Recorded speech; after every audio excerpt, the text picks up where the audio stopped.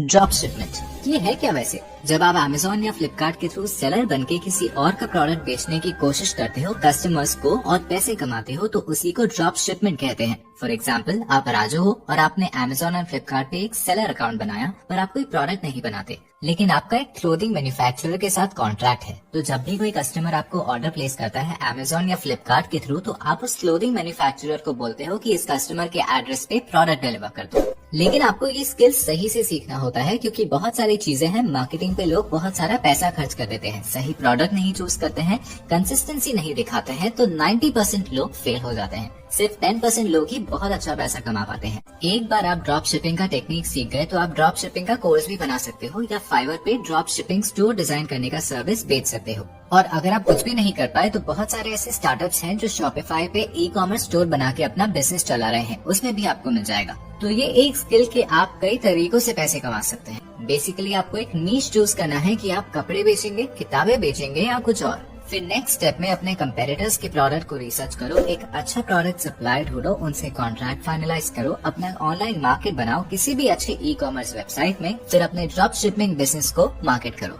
अगर आप 10,000 से 20,000 पर मंथ ड्रॉप शिपिंग से कमाना चाहते हो तो आपके सप्लायर का प्रोडक्ट काफी हाई क्वालिटी का होना चाहिए, तभी आप लॉन्ग रन में टिक पाओगे। अगर वीडियो पसंद आए तो लाइक और कमेंट जरूर करें और इस तरह की मालूमाती वीडियोस देखने के लिए मेरा चैनल सब्सक्राइब करें। शुक्रिया।